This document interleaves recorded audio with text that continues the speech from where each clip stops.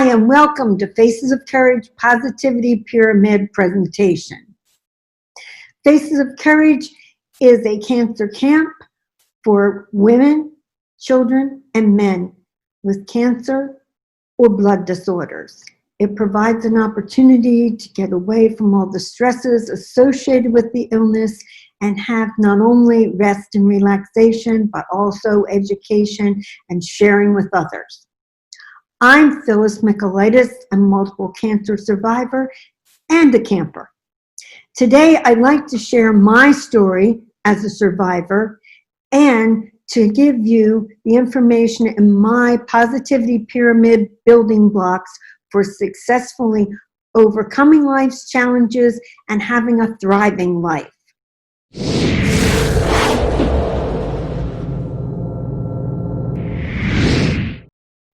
So let's begin, but before I do, let me share with you, to give you a little information about the workbook that you have. And here's your workbook. You can pause the video at this point so that you can go to my website and download the PDF of the workbook. Then you can make notes as we go along. And you can save this to refer to later. So if you want to pause, do it now. Okay, we will come back to sharing the screen, but for the moment, let me share my story with you. You know, I hate hearing the word cancer. I've heard it as my diagnosis more than once, and I never want to hear it again. Cancer is a serious topic, and I have multiple stories to tell, but I've decided to tell this one today because it has valuable insights, some humor, and it not only applies to the challenges with cancer, but it also applies to the challenges that we're all facing with the coronavirus. It all began for me on a bright sunny day in June of 1996. I'd already won my battle with breast cancer, and I had returned to work as usual. On a Friday afternoon, my work was complete, and I decided I'll leave work early and enjoy a relaxing weekend. Little did I know that a stop I had scheduled on the way home would have me making another major decision that could radically change my life. As I drove to Dr. Keenan's office, my annual checkup, I thought I'd ask her about something that had been on my mind for a while. We went through the usual items, and then I asked her, "Do you think I need a facelift? I don't want to be passed over for a promotion. I'm a star performer, but I'm over 40, and that can be a problem in the technology field." She looked carefully at my face and then at my neck. She knew she could be direct with me. No soft peddling things. She said, "I don't think you look old, and I don't think you need a facelift.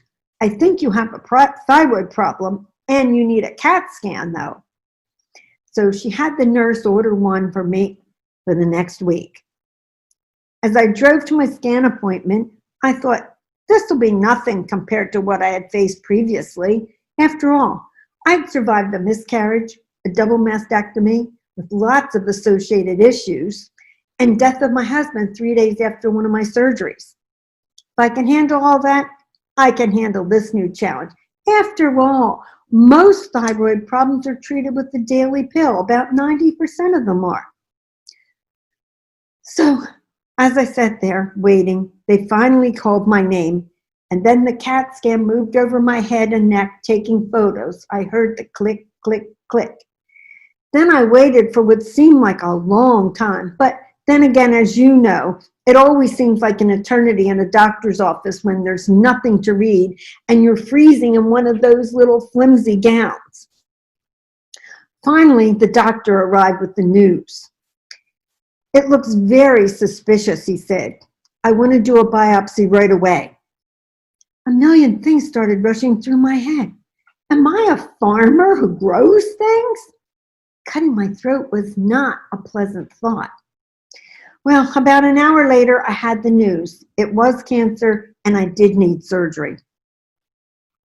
Slowly, I got dressed, and I headed home, lost in thought. I really had to dig deep for that strength and courage that came from being raised by a Navy father. He had instilled those Navy values in my brother and me. Do your best. Be strong no matter what the circumstances. I've been through tough times before. I can do it again. But this time was different. My husband was gone now of a heart attack of 49. I was helping my eldest daughter, who was a single mom, supporting 2 children without child support. And I was helping my mom, who was a widow. I had lots of responsibilities, and I definitely needed my voice for my job. I worked for a Fortune 100 company and gave speeches not only to our executives, but also to the executives of our customers. So I was determined to locate a doctor with the best credentials for this surgery. I called my cousin Glenn, who had a PhD in speech pathology. He recommended Dr. Cummings at the Johns Hopkins Medical Center in Baltimore. When I called, he recognized Glenn immediately. Dr. Cummings had a great sense of humor, and he instilled confidence from his first step into the examining room. However, he was very successful and very popular, so we had a 6-week wait for surgery. Everyone thought I was crazy risking my life waiting for him. People asked, how long did he give you to live? What a question. Other people said, with your history, how can you risk your life waiting? But Dr. Cummings told me thyroid cancer is slow going and I could wait 6 weeks. However, I must admit it was difficult handling everyone's distressing comments as well as my own concerns. In my meetings with Dr. Cummings, I did have great fun joking with him and referring to him as the Baltimore Slasher since he was going to slash my throat. A little humor keeps things from being serious and does help me handle them. As you can hear, all went well with the surgery, but my greatest challenge was not talking for 2 weeks. I'm like Chatty Cathy, and my PC and my whiteboard got quite a workout. Unfortunately, all the challenges were not over yet, though. 3 years after my surgery, the test showed some cancer on my CAT scan. The thyroid is like a bow tie, and Dr. Cummings had removed a circle in the middle, which was a cyst that was malignant. Now the edges were lighting up in the pictures. So back again to the Baltimore Slasher, and several weeks later, an IU-131 treatment, which is radioactive. The treatment was like a sci-fi movie. A man who looked like Darth Vader from Star Wars brought a capsule in a big metal container, and he took out a pill with these big tongs. Thing looked like a martini shaker that he's taking this out with these tongs. And then I was supposed to believe him when he said, oh yes, take this and all will be okay. Well, what's your choice? Take this pill that's radioactive or die eventually from thyroid cancer. So, with much trepidation, I swallowed the capsule. And then I spent the next 3 days in isolation at Hopkins. Everything was wrapped in plastic. Even the TV remote and the telephone and all my books had to be thrown away. Several times a day, the nurse would call me on the phone to say, Mrs. Mikolaitis, your food and water are outside your door. It was very cold and an isolated feeling, especially since I'm a real social person. And Darth Vader was my only daily visitor. He came for the Geiger counter readings, and every day he'd wave his wand over me and we would listen to the beep, beep, beep, and I kept hoping, oh, the needle would indicate the reading was low enough for me to be allowed to escape my plastic bubble. When the day finally came, what a sight I must have been. I had to wear old clothes that could be thrown away after spending 6 months in a big, dark plastic bag in the far corner of my garage.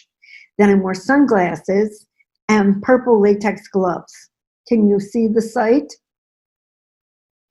I drove home and I kept myself busy reading and meditating about getting back with my family and friends and teammates at work. I remained in isolation for a month, so I had lots of time. And remember, no husband, no children, just me. But I never became discouraged. I look forward to getting back to normal, and I even telecommuted the last 2 weeks. Keep thinking positive, I said. I created the presentation that I'm giving you today, And I want to help you overcome your challenges by using the same strategies that I use. So I'll start by telling you a little bit about how I cope, the big picture, and then we'll look at each one of the individual building blocks specifically. I always admired people like the legendary coach John Wooden. He won many, many, many basketball championships. And then there's Vince Lombardi, as well as corporate leaders like Jack Welch. And when I became a global manager at Xerox, I learned the principles of project management. So when I had my first experience with cancer, I took the life skills that I had to deal with my challenge. These principles helped me survive cancer, a divorce, the death of my second husband, just 3 days after one of my surgeries, and many other life challenges. I used John Wooden's pyramid of success and my Xerox project management skills to construct the pyramid of principles that will help you through these tough times. It organizes the skills and knowledge that I use to arrive where I am today in a thriving life. So, let's look at each one of these. To achieve success in anything in life, you need a positive attitude. You have to believe that you're going to survive. And so I put belief and attitude at the top of my pyramid. So let's take a look.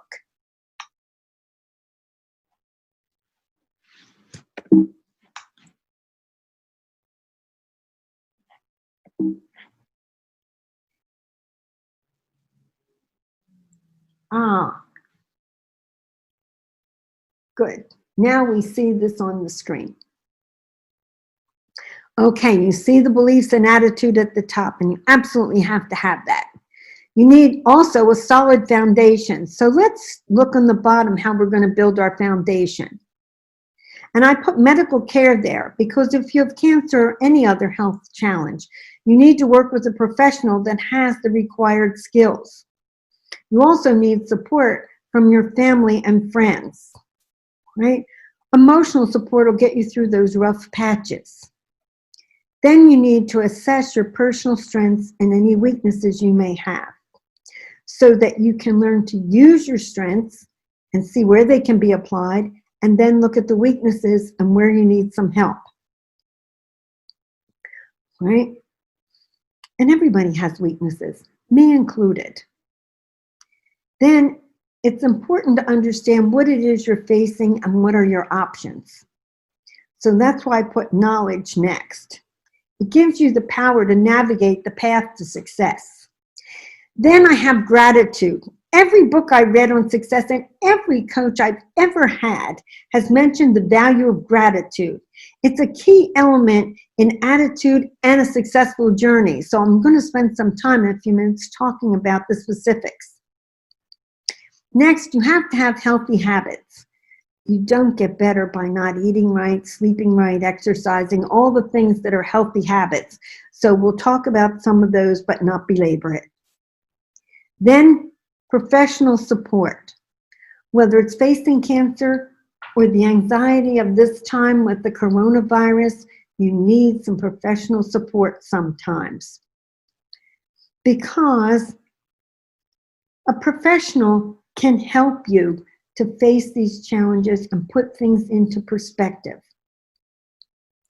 Then you need a personal plan. Once these are in place, you need to construct that plan and form the daily habits that will give you the best chance for recovery. And you have to be committed. You can't think about it, right? And say, well, I'll get to it. Maybe tomorrow I'll do that. Oh, I don't feel good today. No, you have to have a plan and you have to be committed to it.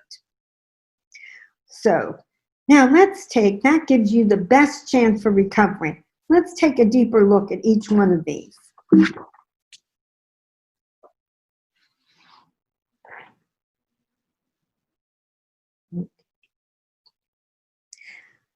As I said, at the top is belief and positive attitude. First and foremost, you must believe that you'll recover, or the situation like this pandemic will end. It may be a new normal, but we'll have a normal. It doesn't matter what religion you practice Or if you believe in the power of the universe, or even a collection of beings on this earth as a power greater than one alone, you have to have faith and believe that you will overcome the challenge. Much has been written about the power of faith and the belief in a positive outcome. In fact, Yale University class has the highest enrollment. It's the one on positivity and well-being that's taught by Laurie Santos. It's now offered free, F-R-E-E, free, online by Coursera. And I'll give you some more information about it when we talk about this later. When I was diagnosed with my breast cancer, a friend gave me Dr. Bernie Siegel's book, Love, Medicine, and Miracles. In his book, Dr. Siegel talks about patients that were very ill and not expected to live, and yet they recovered. In the book, Dying to Be Me, Anita Moorjani talks about her battle with cancer and how she had gotten down to where there were hours that she was supposed to live, and yet she's fully recovered, wrote a book, and does world tours speaking. For me, I spent days on the HIV floor at Georgetown Medical Center in Washington. I had a staph infection that was so critical that the doctors felt I'd be more comfortable with other patients that were facing death. Also, I was so infectious, the doctors and nurses were wearing PPE like those that people are wearing treating the coronavirus patients. Right? Yet you see, I'm fully recovered, as I always believed I would be. Johns Hopkins and the University of Pennsylvania continue to conduct research on the impact of faith and positive thinking. So far, the study shows there's a significant impact. You can read more about it in the book, The Healing Power of Faith by Dr. Howard Koenig. Also, there is research from Yale University from, believe it or not, this is a real doctor, Dr. Benjamin Doolittle. That's right, his name is Dr. Doolittle. He and Marta Aluka have done a study and actually have data that shows that personal beliefs and a positive attitude, having faith in something, really does have a positive impact on your getting better. Now, I don't believe that faith alone will cure you, but it is an important part of the total strategy for surviving life's challenges. I certainly believe in obtaining an excellent medical care and that the doctor will be guided to perform his very best, but we have to believe the results will be positive. The other half of this building block is a positive attitude. Bad things happen to all of us, but some people crumble while other people bounce back stronger than ever with new insights and a sense of purpose. What's the difference? Scientific studies have found that a positive attitude fuels resilience and builds physical health. Heartfelt positivity opens your mind to new and different possibilities. It will stop that downward spiral. My friend calls it going down the rabbit hole when you keep going on the negative thoughts. You want to have positive thoughts that'll take you to higher ground, and it will open your eyes and help you regain perspective. The ideal ratio of positive thoughts to negative is 4-to-1. Some even want a 5-to-1 if you can get there. However, what's important is the tipping point where you make a difference is 3 positives to 1 negative. You see, it takes a lot more positives to outweigh that negative thought. Now, how can you build some resistance? You can build it by meditating, walking in nature, observing things that bring a feeling of awe.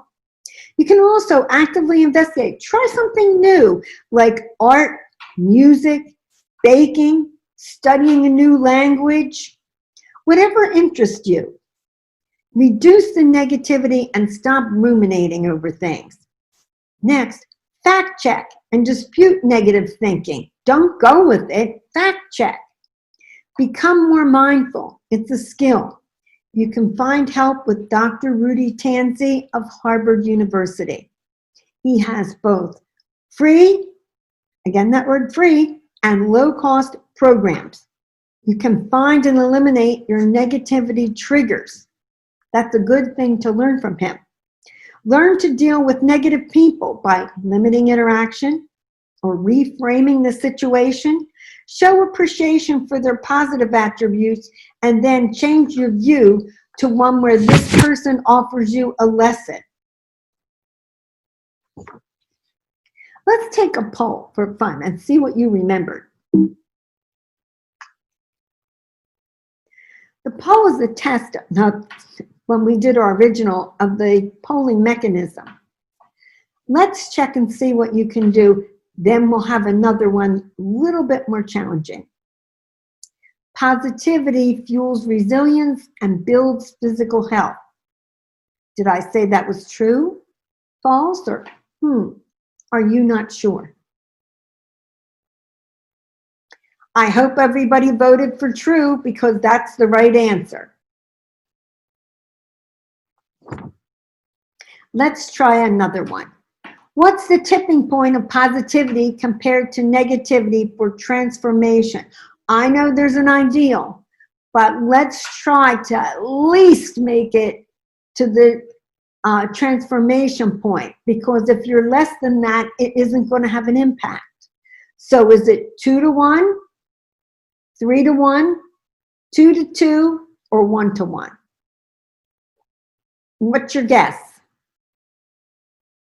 For those of you that said 3 to 1, you're right. Remember, 3 to 1 is the tipping point, 4 to 1, or even as much as 5 to 1 is an ideal. Let's talk about medical care.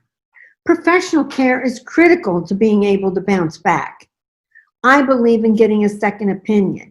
You want to be sure the treatment plan, including any surgery, is right for you, and that you and your doctor can communicate effectively.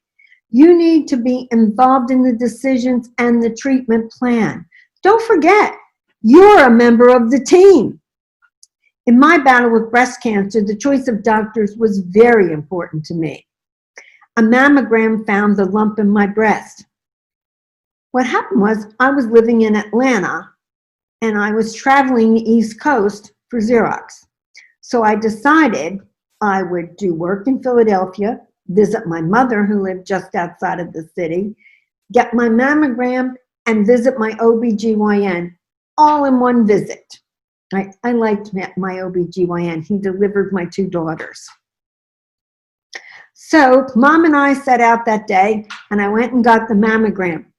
Before I even got to the obstetrician's office, right, the OBGYN, the mammogram technician had already called. When I got there, the doctor suggested I get a biopsy as soon as I got home, and I did so. When I returned to the surgeon's office for the results, he came into the waiting room. Here's what he did. Put his glasses down and was reading the paper, not looking at me, and my husband was out in the waiting room. He looked down at the paper and said, well, the report says that it's malignant, so when do you want to schedule cutting them off? No, go. Oh, I regained my composure and I asked about reconstruction. I said, I'd had lunch with my friend Mary Ellen the week before. She was a cancer survivor and she had had reconstruction. She mentioned that it was important to talk to a plastic surgeon before you go ahead with the surgery so that they can leave enough skin so that you can have reconstruction and implants can be inserted or a flap can be made. He replied, don't worry about reconstruction, just be glad I'm saving your life. But as I mentioned, I had a global job making speeches. For me, it's not right for everybody, but for me to feel confident and whole, I wanted to have reconstruction. And I had only been married to my second husband 4 years. So I just wanted to have the reconstruction to feel really better. I said to him, I'm getting a second opinion. He then wrote on my chart in red pen, do not admit this patient to this hospital for any complications related to the breast cancer or breast cancer and reconstruction surgery. Well, I said, I'll take my charts, please. and I waited outside for a couple hours to get them. Meantime, I called my OBGYN. He recommended an oncology surgeon and plastic surgeon who teamed up together at Georgetown Medical Center in Washington, D.C. So that's where I went. And I met with the two of them in a joint meeting. They said, we'll work together the day of the surgery. And they showed me pictures, gave a complete explanation of what they're going to do, what to expect during my recovery, and how I would look. Now, I got exactly the plan I wanted. But that plan isn't right for everyone. And I'm not proposing that if that's your situation, that's what you have to do. My friend Lenore chose not to have reconstruction, and she's happy with her decision. My advice is getting more than one opinion and go with the one that both you and your doctor agree upon as being right for you. Also, take his advice and follow the plan. You have to work together if you want to succeed. Now, medical expertise is important, but that's not the only support you'll need. The support of a team of family and friends is very important. Facing cancer and other challenges adds another layer of stress to your life, which may be filled with work and family stress already. People with strong social networks have been proven to cope better than those without a support network. And that applies to those of us stressed with the coronavirus pandemic. I know I have some friends alone, but they're part of the network, and so we do calling and Zoom calls with one another for support. Let me give you some tips for working with your social network team. First, build the team composed of family and friends, and don't lean on just one family member or one friend. You'll need a lot of support, so spread the requests around. If you're not an organized person, get a friend to help you with the schedule and list of all the things that you need to do and questions that you need to ask, right? In my church, we all took turns making dinner for this local family. The mom was taking the dad for chemotherapy, and they had 7 children, his, hers, and theirs. My kids jokingly told me, "Mom, are you making dinner again for the wolf and 7 kids?" They were referring to the childhood nursery tale that I had read to them when they were young. But in any case, you want a team of people helping. Don't be afraid to ask. Your family and friends want to help and they want to participate. I know I was the kind of person I don't like to ask for help. I have been a single parent for a long time and used to doing things myself. But I urge you, gather up the courage and ask for help. I found that family and friends don't want to be shut out, and they really don't want you to suffer alone. They'll be happy to pitch in and help. Figure out what you need. Many people want to help, but they're not sure what you need or how you would like it done. Ask the best person in that area for help. Perhaps your sister's good with your kids, or maybe your mom or your grandmother or an aunt makes the best dinner. Maybe a neighbor or a friend from an organization can drive you to medical appointments. And maybe you just need your best friend to go with you to a movie or a ball game as a distraction. Just ask. You'll see they all want to help. Talk to your family, including your children. Children will overhear conversations and they can be very frightened and worry about the changes in their life. It's best to hear the news from you about the diagnosis and the changes and how they'll be handled. Then they'll feel much more secure. Your family also wants to hear information firsthand from you. Next, make sure you fill out paperwork for an advanced care directive and a medical power of attorney. Appoint someone who can make good, logical decisions in your best interest, not someone who loves you but doesn't have a clue about medical decisions. And it isn't being morbid. My daughter is a nurse in the coronavirus unit at the medical center. And she said she's had patients that were in their 20s that came in and had to be intubated. They didn't have an advance directive. So therefore, it made it more challenging for the people at the hospital and it put a greater burden on family members regarding decisions. So regardless of your age, fill out paperwork because we never know when it might be needed. And I know it really helped when my mom had a massive heart attack. That way I was able to have her be comfortable until my brother arrived, rather than having her put on life support that would only have made her much more in pain and would not have given her any benefit. Now let's talk about knowing your strengths. And I don't mean physical strengths like you exert at the gym, right?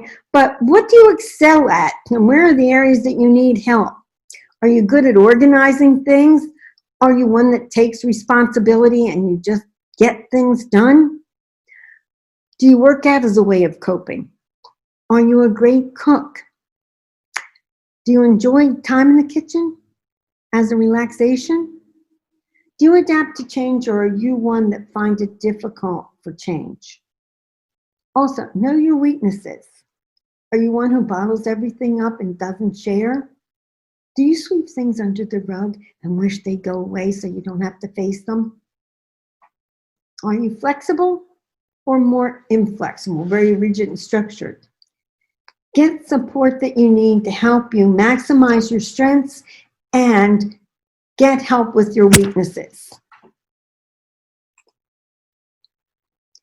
Next, the other building block is knowledge. Knowledge helps you make good decisions. So read the materials the doctor gives you. Read a good newsletter. Ones like the one from Mayo Clinic or Harvard or Tufts University or Johns Hopkins.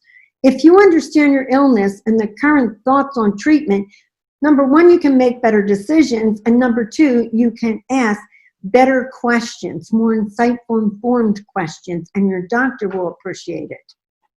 Be careful to read reputable documents, though. There are many uninformed documents on the internet, and there's a lot of scammers out there that want to sell useless cures for a lot of money. Don't be taken advantage of. And don't read more into the situation than is real. For example, don't read everything there is to read about stage 4 cancer treatments when you're a stage 2 cancer treatment and it's a totally different treatment. All you're going to do is get yourself in a tizzy and bring unwelcome stress that you just don't need. Many hospitals have information classes and support groups that offer good information broken down into bite-sized sessions that make it easier to digest. Photos and models used by many of the doctors also make complex organs and treatments understandable. Become informed, but don't spend your life online reading. I know some people spend all day long online reading everything. Life is to be lived. Take time to enjoy every day. It's a gift. You should take pleasure in enjoying it. Enjoy the day because it will increase your positivity and it will help you become healthier. Now, let's talk about gratitude. You know, the thank you at the grocery store or online has become so common, people dismiss it and dismiss the power of gratitude. But sincere gratitude is a choice. Give thanks daily for your blessings. The University of California at Berkeley has been doing research which shows that people who practice gratitude daily reap many benefits, such as those I have on the screen. Things like joy, optimism, happiness. It strengthens your immune system and it lowers your blood pressure. It also decreases that feeling of loneliness and isolation. Acknowledging and appreciating what you currently have creates abundance and happiness. So how does it work? Well, Dr. Weil wrote a paper on the research that shows that gratitude fosters optimism, which positively affects the immune system. Optimism and other positive emotions have been shown to reduce the stress hormone cortisol. And thus, it reduces the risk of chronic illness. Those with optimism have also been shown to recover quickly. Current research shows that you'll also bounce back quickly from situations like the isolation association associated with the current pandemic and the related anxiety of this pandemic. So, number one, buy a journal and make daily entries that you're grateful for. But when you're making the daily entries, I learned from Dr. Santos, don't do it rote, like the same thing every day. I'm thankful for my family. I'm thankful I have a nice house. I'm thankful we have food. No, look through your day. What happened in your day that's unique that you can say I'm thankful for, because you'll show true gratitude. Then, when you're feeling low, read some of your past entries. Also, in your journal, you can include things like a picture of a beautiful sunset or postcards, maybe tickets from a memorable event you attended, or birthday cards from friends that will remind you of their friendship. But keep the journal. Now, what did we say in the quiz? Gratitude, right, produces which of the following? What do you think? Make a note in your workbook. And it is number 5, all of the above. Congratulations if you chose number 5. Now, whether you're facing a battle with cancer or not, you need to have a good, healthy habit. So let's start in the bottom corner with the nutrition pyramid. A healthy diet rich in nutrients will help you build cells. We don't build cells with what I call plastic food. We need real food with nutrients that help us to recover. So some cancer treatments too can have an impact on your appetite as well as how your body processes the food. So there's many books and there's websites with lots of recipes. They're delicious and they're nutritious. And although supplements are recommended by a lot of people, I've spoken to my endocrinologist at Johns Hopkins, and he said, please check with your doctor before taking any supplements, because some supplements can inhibit the effects of your medication. So you want to be sure that you're not doing something that will sabotage yourself, right? Remember, a stronger body and immune system, with that, you will have a faster recovery. Healthy diet also helps you have more strength and energy, and it reduces the possibility of infection. So what kinds of foods? You've heard of superfoods. There are things like yogurt, carotenoids, garlic, legumes, fruits. I like to eat the sweet potatoes, blueberries, those kinds of things. They're all excellent helping slowing the growth of tumors. Next, exercise is a valuable tool for recovery.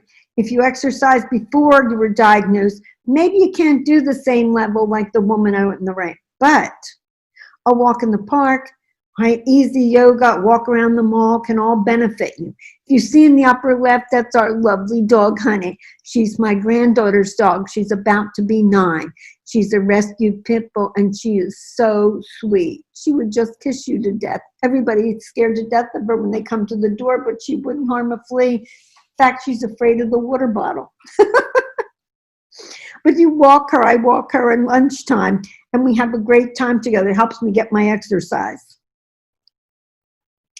Now, I walk now. You say, well, what do I do now because of the coronavirus? Well, right now, I live in a big apartment building, and next door is the shopping mall. And there's no stores open in it. So I walk around the whole outside of the parking lot, and that gives me 5,000 steps just for doing a once around of the parking lot, okay? And sometimes I say, oh no, I hate to take the time, but I always feel better when I'm finished. I've learned how important sleep is to recovery, and I used to pride myself on needing only 5 or 6 hours sleep. That's how I worked full time, and I cared for a house and 2 children, and I wrote a book. But I learned sleep's important to avoid the recurrence of cancer. During sleep, your body produces the hormone melatonin, which is a potent stimulant for your immune system. Research says it has oncostatic properties, which means it may reduce the risk of cancer progression. So get 8 hours of shut-eye every night, and you might be less likely to be depressed as well. And you see my lovely couple in the middle. I suggest relaxation. Take time out for fun because it can reduce pain, because it reduces the muscle tension and anxiety. I used meditation and visualization to help me recover. I always saw myself well and back at work and visiting with friends and family. This technique not only works for cancer, but other stressful situations. I'll give you an example. My friend, Dr. Mary Quinn, who was an executive at Xerox, was captured by terrorists in Yemen. She visualized that she was going to be rescued by a Navy SEAL. And what would she do if she were rescued? How would it go? Well, what happened is she was actually rescued by a Navy SEAL. When he was distracted, she grabbed the gun and hit him in the face and threw her body over to the Navy SEALs. The SEAL jumped on top of her and dragged her back over behind the lines. She was rescued and was home and back at the office. She said, I always knew I would be. I just kept visualizing it. I had a positive attitude. That doesn't mean it's going to make it happen, but you have to believe, because that kept her, what she said, it kept her positive and it kept her ready to take action. So make sure that you do the same. Now, support from friends and family is important, but cancer can also make you feel isolated from friends and family members because you can feel they don't understand what you're going through. Only people who are actually going through it understand.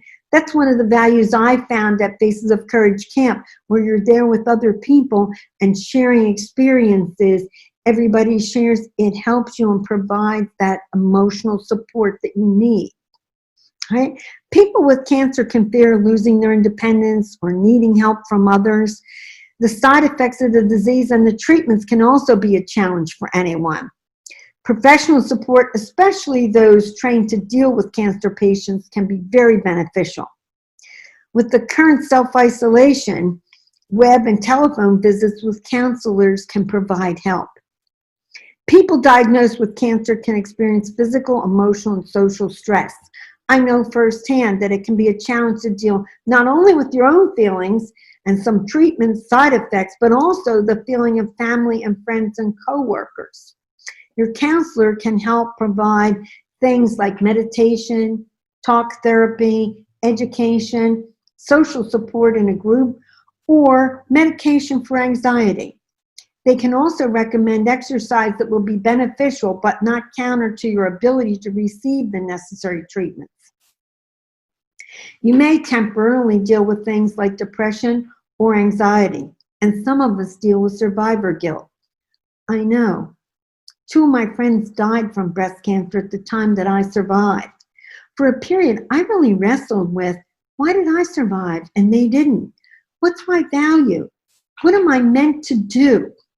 I found that talking to people like those of you that are attending and helping others have hope is part of my answer. Going to Faces of Courage Camp and giving my talk, talking to people one-on-one and helping them with the stress that's associated with it makes me feel like it is worthwhile. It's part of my answer. And camp is just wonderful. Counselors, though, can help you work along the journey and ensure you receive the right support that you need. So don't be afraid to ask for help. And you must put yourself first. I had a plan, just like I said, project management, project me. I use my diary to schedule various appointments, things to research, books to read, things to do. It's easy to put yourself second in many situations. And I know many women like me, you have children, you have a house, you have a job, you put yourself second many times. But this is the time you've got to put yourself first. There were days when I left things at home, wait for another day while I went on an appointment, I rested from treatment, or I worked through that mountain of paperwork for medical insurance. I realized I can't recover and resume full duties at home if I don't focus on my recovery, so everything was Project Me. And never give up. Do whatever it takes. It takes work, not just to recover, but when you recover, to thrive. Sometimes things go wrong. Sometimes it seems like everything is overwhelming and you think, oh, why try? Take a rest, but don't give up. Life is strange. It takes many twists and turns, but don't ever give up because it may just be that small distance from winning the battle. Too many people give up to fight just as it's about to take a turn for the good. And the one I'd refer you to is Anita Marjani's book, Dying to Be Me. Remember, I told you that she was given only hours to live. She had been diagnosed with lymphoma. But deep inside, she understood she still had work to do here on earth. She knew she needed a good body for her work to be done. So she focused and had a good attitude. Everything was focused on recovery. Amazingly, Anita recovered and is traveling the world. My brother also had that same kind of focus, and he had a near-death experience. He was a manager of patient safety at the University of Pennsylvania, managing all 67 buildings.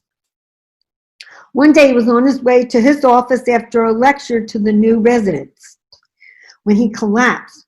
Fortunately, one of the residents from the lecture saw him and started CPR. Then the elevator opened, right? And the oxygen cart was there that was destined for a patient that would need it later in the day. They said, oh, George needs it now. Let's give it to him. Then the person with the crash cart and the paddles arrived. After 4 attempts, he was revived and he was rushed to the ED. He had a stent inserted and later an ICD. And although he was actually dead for 23 minutes, he lived well and happy with no physical and, believe it or not, no mental effects from the incident for 4 years. Why? Because he was never without oxygen. Now, he used to say he had another birthday on that day. Unfortunately, George passed away 5 years ago this month from pancreatic cancer as a result of serving 2 tours of duty in Vietnam. His pancreatic cancer didn't show symptoms until very late stage 4 cancer. But George remained positive to the end and was an inspiration. He never gave up. And during his chemo treatments, he'd be having the nurses and doctors and the other patients laughing, right? Stay focused, stay the course. Don't ever give up. Now, as I mentioned, I recently completed a course from Yale University on the science of well-being taught by Laurie Santos. All the students, including me, were asked to complete a happiness questionnaire before and at the end of the class. Then everyone that completed the assignments had an increase in their happiness score. Couldn't believe it. I'm a happy person to begin with, and my score actually went up. I said, oh my goodness, it's amazing. Professor Santos provided a list of books to read, and one of those was Flourish by Professor Martin Seligman at the University of Penn. He included a chapter in the work that he and his team had done with the military on PTSD. In it, he discussed resilience. When I read it, I realized this is why I'm able to bounce back with a good, positive attitude and to grow. It's as a result of my experiences. You'll see in your handout a list of the traits that make you resilient. They're the ones on the screen. Optimism, attitude towards life, emotional awareness, control of yourself, social support, having a good sense of humor, believing in yourself and believing you'll survive or overcome the issue, and the ability to organize and solve problems. Now let's take a test. I want to be sure you have this because I urge you to take this free course. It's taught by Laurie Santos, and she is from which university? And it's free on Coursera. Coursera is online. So you just type that in and you'll see, and the course is Well-Being, taught by Laurie Santos. Did you choose 3, Yale? You're right. Laurie's from Yale University. I did mention several others like the University of Pennsylvania and Harvard, and I also mentioned Berkeley, but the class comes from Yale. I urge you to take it. It's a rewarding experience and, as I said, free. Here's some things that Dr. Santos's course that you can start doing today. First, she said, savor your moments. When something happens good, you have a good time with a friend, you get a gift you didn't expect, a card or a note from someone, positive comment, savor the moments. Your child does or says something, savor those moments. Perform random acts of kindness. I know the easy ones we say is pay the toll for the person behind you. Or, something like paying for the coffee for the next person in line. I know people have done other things that are greater than that, but just any random act of kindness. Keep a daily gratitude journal. And as I mentioned, make sure you look at your day and find something about each day to be grateful for. And she suggests 3 to 5 things that you write down every day, but at least 3 things. Exercise daily. We talked about that. It's important to do that. It produces the right hormones in your brain, which helps you get better. Make 1 new social connection. Doesn't mean a new best friend, but make 1 new social connection every day. Being social really does help you to thrive. Then meditate. You may not know how, so there's lots of lessons. And if you go on Amazon, you can get CDs to meditate, and I recommend several different kinds. There are some for overcoming cancer, and there are some for handling anxiety, and there are some for thriving. So whatever suits your requirement, get them. None of them are expensive. They're easy to get, and they're delivered in a day or 2. Then get 8 hours of sleep. We talked about what that does for you, producing the right hormones. And then write a gratitude letter. Now, this doesn't mean send an email. Dr. Santos was very specific. Handwrite out a gratitude letter to someone who had an impact on your life. How did they impact your life? And say that you're grateful. Then, if at all possible, deliver it in person. It has a greater impact if you can deliver it in person. I did so, and I could not get over the reaction. The person I gave it to cried, and believe me, I cried. I was overwhelmed at the connection between the 2 of us and this feeling of gratitude, and it lasts and lasts afterwards. So I urge you, think about it and do it. You'll be surprised at the reaction. Okay, a quick little quiz. What are the 3 building blocks that are missing? We talked about all of these. What's missing? And you can make this note in your workbook. I put a blank pyramid. Of course, the real good one is in there in the early pages, but if you can put that in.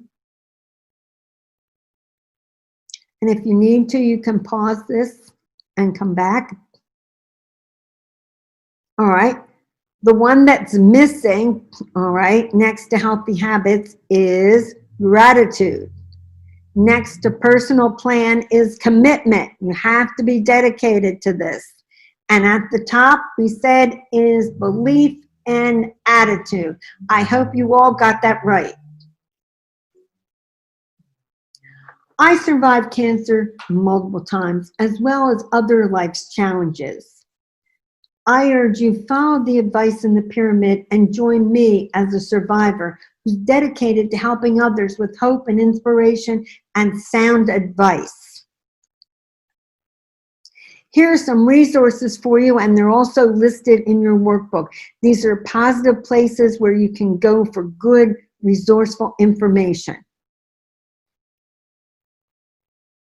I thank you for joining us today. We really appreciate your taking time to visit with us, and we always appreciate any feedback on this. To find out more about attending camp or supporting Faces of Courage, visit the website, facesofcourage.org.